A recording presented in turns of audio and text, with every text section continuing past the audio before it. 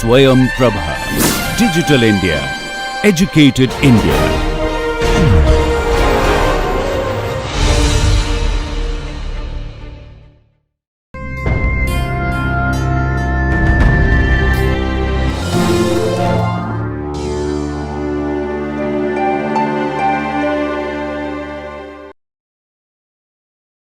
Hello everyone, welcome to the course on computer-aided drug design.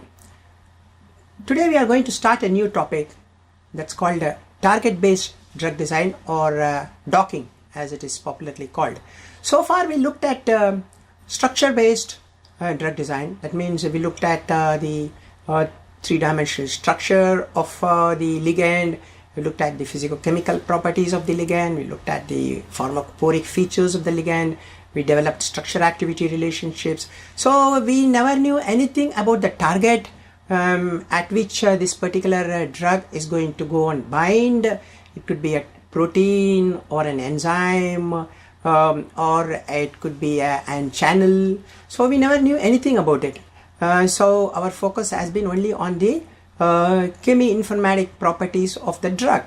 Okay, now let's look at how the drug goes and acts on enzyme or protein and makes the protein or enzyme inactive. So this protein could be in the pathway of the particular disease process. Okay, so that means I need to know the mechanism of action of the particular disease, and I need to know what are those enzymes involved in that particular disease process and which enzyme I am going to target. So I need to know more. If you look 15 or 20 years back, there was no knowledge about much understanding about mechanism or target proteins and so on, because our analytical tools were not very great. So most of the drugs were discovered based on their activity. For example, if you look at sulfur drug, if you look at penicillin, they were tested on bacteria, various types of bacteria, and they were found to act very effectively. That means they were able to kill the bacteria, hence the drugs came into market, but nobody knew how they acted. But later on, a lot of research was done to understand how the drugs acted. The mechanism of action was understood. So in the past 15 years, with the improvement in analytical tools, with the improvement in computational tools, there was a lot of possibilities of finding out how the drug acts and what are the targets involved through which the drug acts. That means which proteins get disturbed or get inhibited because of this drug. So one was able to do that. By looking at the target, one can design very effectively or very efficiently drugs which may be very selective to the particular target. That means they may not go and bind to other targets. So you are reducing the side effect profile of the drug.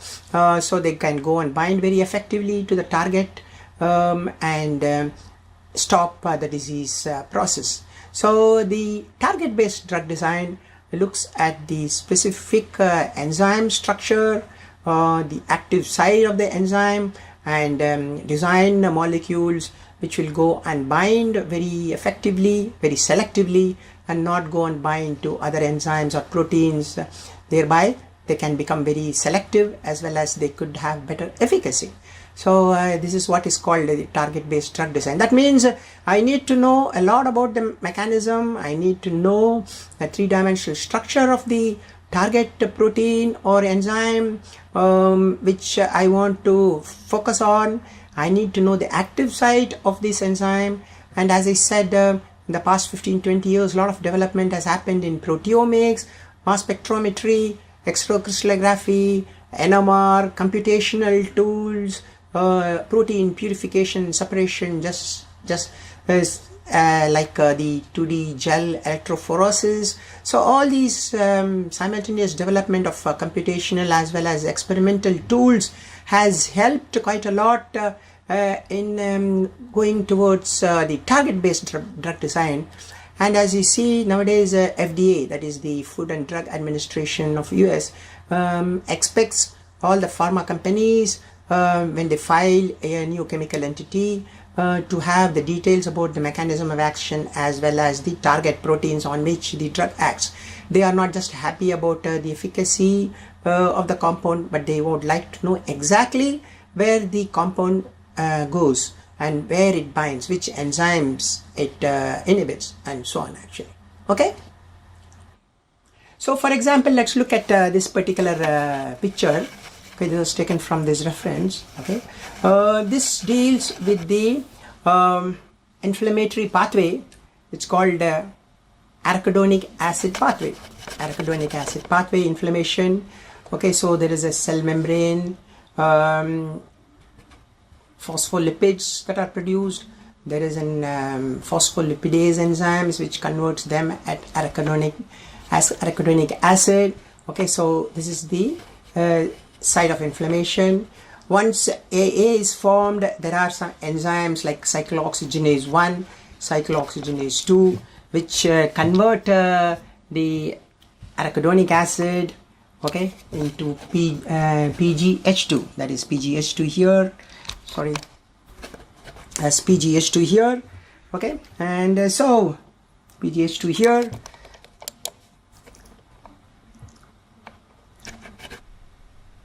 And this PGH2 is acted upon a large number of enzymes, prostaglandin E synthase, that's this one, which converts the PGH2 into PGE2. Okay, so this is how the inflammation progresses. Okay, inflammation, vasodilation, and so on. This PGE2 goes to EP receptors. Okay, then there is a PGDS enzyme which converts that into PGD2. Then there is a PGFS enzyme which converts into PGF, and then there are thromboxanes. Then there is a PGIS enzyme which converts into PGI2. So the PGH2 is being converted by large number of enzymes to various products. Okay, simultaneously we also have another enzyme called lipoxygenase. Okay, lipoxygenase, which converts the arachidonic acid into 5-HETE, which is involved in bronchospasm, vasoconstriction. Okay, so you have large number of enzymes in the arachidonic acid pathway, large number of enzymes in the arachidonic acid pathway which are involved in the inflammation, vasoconstriction, and vasodilation, okay, and so on actually. So if you look at original inflammatory drug, aspirin is quite a good drug, okay, which is called a non-steroidal anti-inflammatory drugs, because originally steroids were given for inflammation, especially steroids act here. So aspirin is a non-steroidal anti-inflammatory drug, so it goes and acts on many of these enzymes, COX-1, COX-2, so it's very not selective actually. Then came selective COX-2 inhibitors. I've been talking about it, like Bextra, Vioxx, Celecoxib, Rofecoxib, which will go and bind only to this particular enzyme called the COX-2, okay, but not to other enzymes. And then there are some drugs which may be targeting this, there are some drugs which may be targeting this. So if you take a mechanistic pathway like inflammation, one could target different enzymes to achieve different scenarios. Okay, one could target this enzyme alone, one could target this enzyme alone, or this enzyme, or combination of this enzyme and this enzyme, depending upon what is desired. So then the target based drug design comes into picture. So I need to know something about the target protein, the size of the protein, the active site of the protein, and so on actually. Okay, this is where the target based design comes into picture. Okay, so that means I need to know something about the target. This mechanism I need to know. I need to know the details about the target, the structure, the shape, the three-dimensional conformation the protein takes. All these things I need to know. That's very, very important. And another important interesting thing is you may be discovering drugs for this enzyme COX-2 there might be some companies which may be discovering drugs for lipoxygenase. Some companies may be trying to target both cyclooxygenase 2 and lipoxygenase, and so on actually. So for same inflammation, there could be many companies working towards different enzymes. Okay, so this picture was taken from this reference. Okay, so I need to know the protein or enzyme or whatever the target. I need to know that. That's very, very important. Okay, so the primary structure.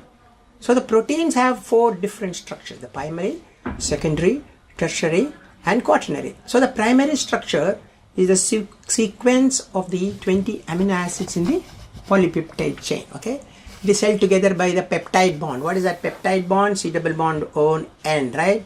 So that's the peptide bond that's formed actually, because you have the acid, you have the NH2, so they form a peptide bond.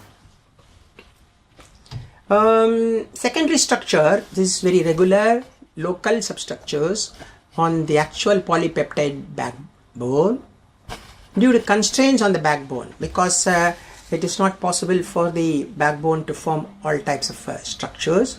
Okay, 2 main types we have, that's the alpha helix and the beta strands or beta sheets, as we can call it. Alpha helix or the beta strands or beta sheets. Okay, then we have the tertiary structure. These are real 3D structures of this monomeric protein.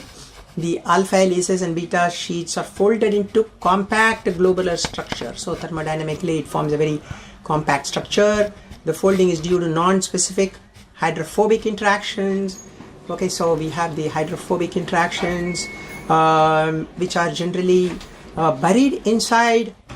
The hydrophobic interactions are buried inside because as you know, protein is generally found more in the water. So generally we have all the hydrophilic portions of the protein coming out, and the hydrophobic portion is always buried inside. Then we have the other tertiary interactions are formed, salt bridges, hydrogen bonds, disulfide bonds. So all these are formed. That is why the protein takes a 3-dimensional globular compact structure. Okay, so we have the primary structure. When you say it's only the 20 amino acids arranged in the polypeptide chain, okay, by the peptide bond. But when you have the secondary structure, these regular local substructures, because polypeptide bonds has some constraints on the backbone, so it forms alpha helices or beta strands or beta sheets. Then we have the tertiary, which is because of the hydrophobic, non-specific hydrophobic interactions which are buried inside, and other interactions such as salt bridges, hydrogen bonds, disulfide bonds, are all these formed. Then we have the quaternary structure. We may have 2 or more individual these tertiary structures combined together, okay, to form, because as a whole only they start acting. Okay, so for example, hemoglobin is a tetramer. If you take that 5-lipoxygenase, which I showed you, which is involved in bronchoconstriction, okay, and also which is which takes arachidonic acid as a substrate, it's a dimeric. Okay, so the quaternary structure may be aggregation of 2 or more individual polypeptide chains, that is 2 or more tertiary structures connected together actually. Okay, so they act accordingly. So the proteins have 4 different levels, I would say, of structures. Okay. Okay, 5-lipoxygenase is a dimer. Okay, this was taken from these 2 references. So it's a very interesting picture. If you look at some of these amino acids like alanine, valine, leucine, isoleucine, okay, methionine, tryptophan, they are all non-polar hydrophobic. Okay, they are all hydrophobic. So generally, they'll be buried inside in aqueous medium. You generally have only the hydrophilic amino acids outside. These are polar uncharged.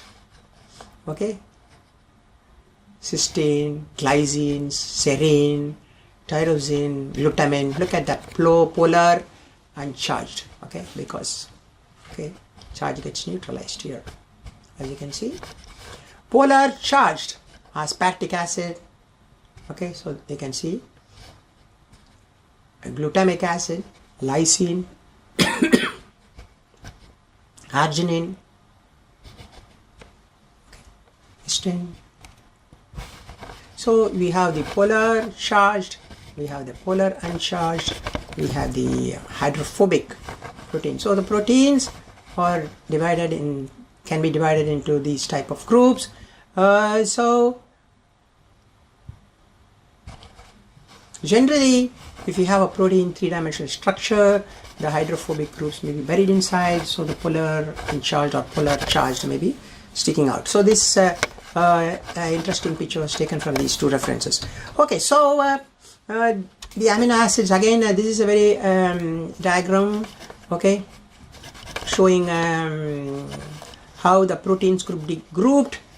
We can call it aliphatic protein, beta branched, aromatic, hydrophobic, polar, charged, positive, negative, showing the relationship to the 20 naturally occurring amino acids, the selection of physicochemical properties.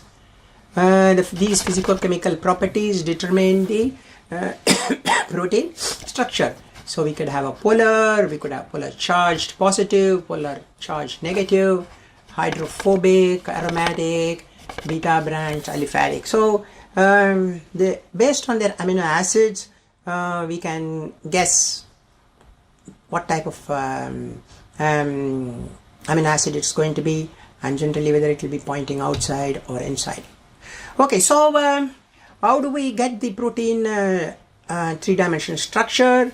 About 15-20 years back, there were no tools like proteomics, so protein structure was not known, but with a lot of development in the area of two-dimensional gel electrophoresis, then mass spec, tandem mass spec systems, X-ray crystallography, NMR, a lot of proteins are being crystallized and their structures are being determined. But still there is a lot of scope for doing research in protein crystallization, because it's not such a simple job. So if you look at thousands and thousands of proteins that are involved in human diseases, we have only structures, three-dimensional structures of proteins which are 1/10 of that number.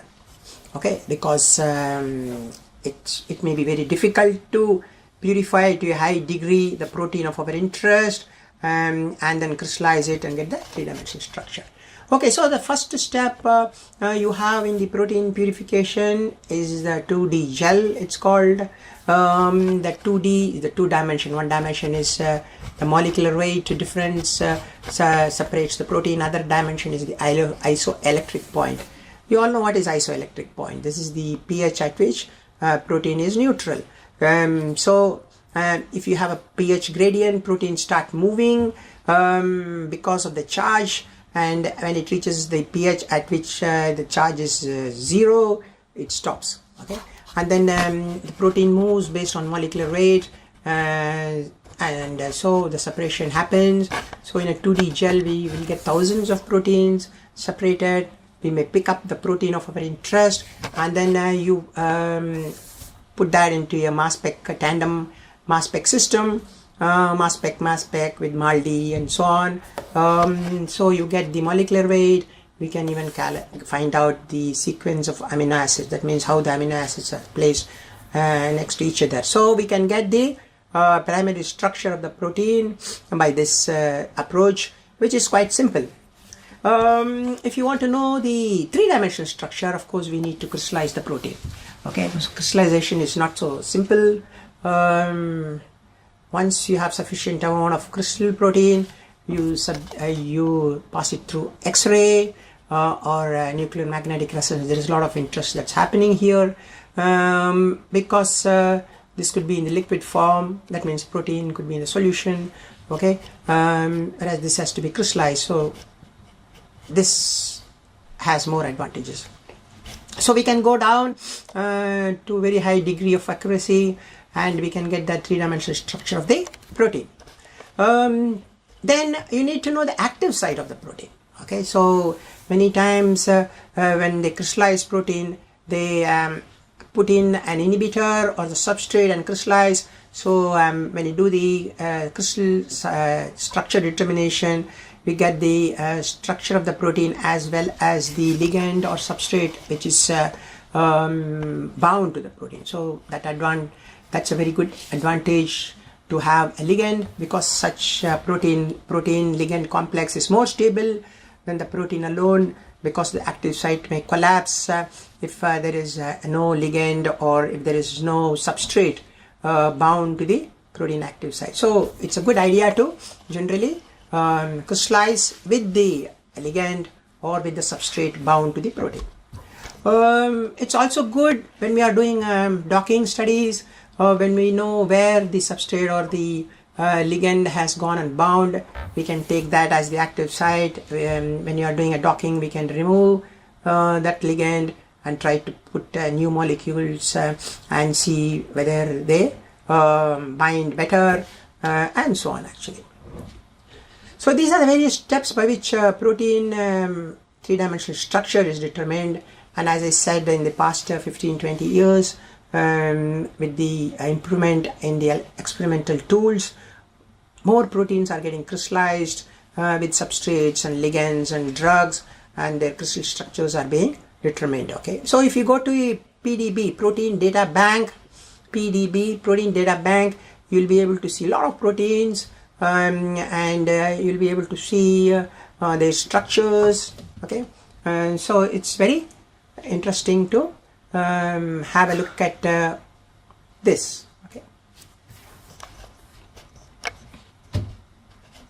if you have internet here, we will be able to see.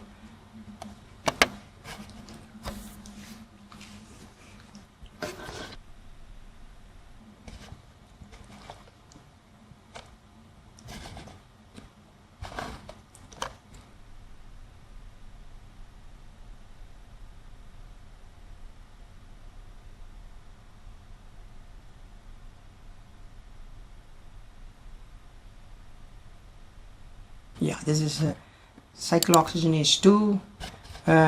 It gives you a lot of information. In addition,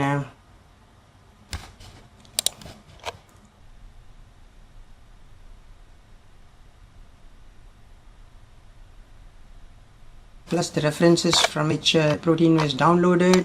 Okay, so you can get the 3D structure of this protein, which we can download for our further studies. If we want to perform docking, for example, then we need to have the PDB structure.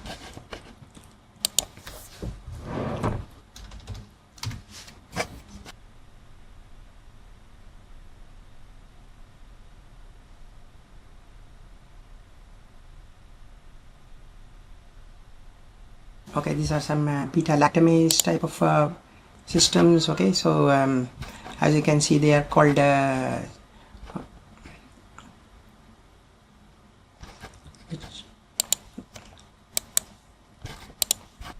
so we can see beta lactamase with the meropenem. This meropenem is an antibiotic in the red, which is bound to that.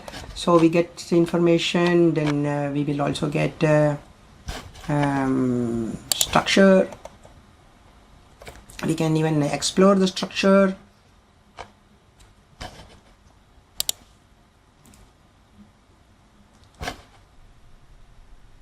And there are a lot of references that are here we can even rotate the protein, as you can see here. So we can rotate.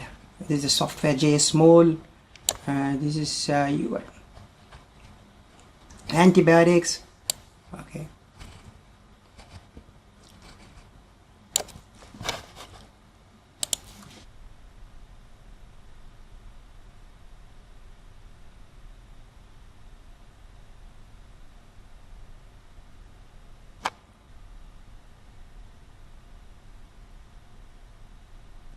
so a lot of information is given about this protein and what it interacts with.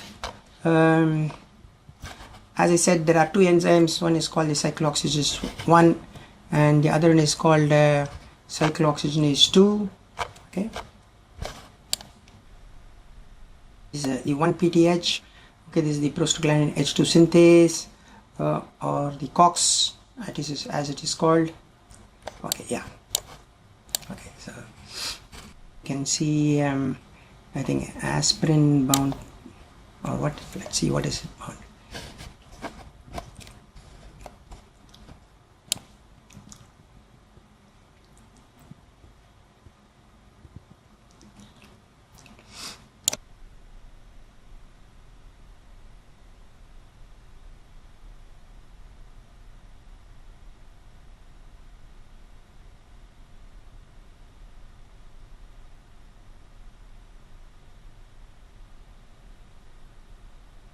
This is the prostaglandin H2 synthase.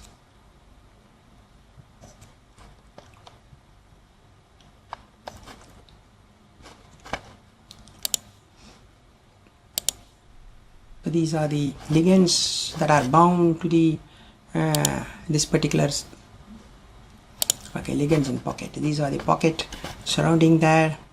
So lot of information can be got. This is the space filling model. You can see the ligands or an yellow color there. Yeah.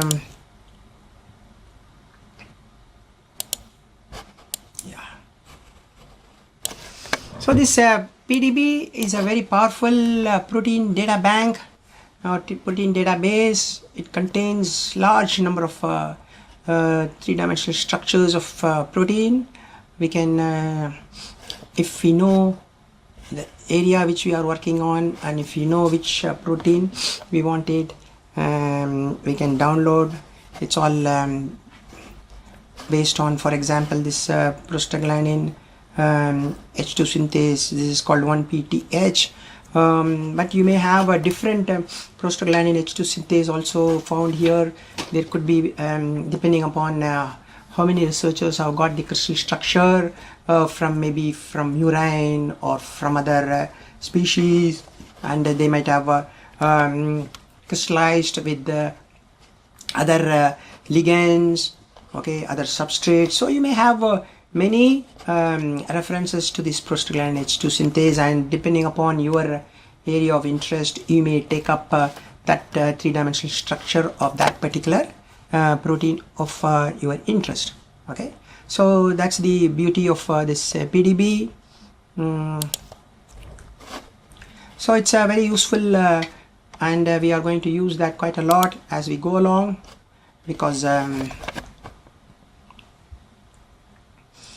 the three-dimensional crystal structure of the protein and the active side of the protein are very, very essential for us to use in docking software. And we are going to use docking softwares such as AutoDock or SwissDock, where we get the 3D structure of this protein of interest, and then look at different drugs and start placing them in the active side, and see how the docking takes place. Okay, so that way this PDB database is protein data bank, or protein database is very, very essential for us. Okay, so we will continue more in the later classes on the concept of target based design or docking. Okay, thank you very much for your time.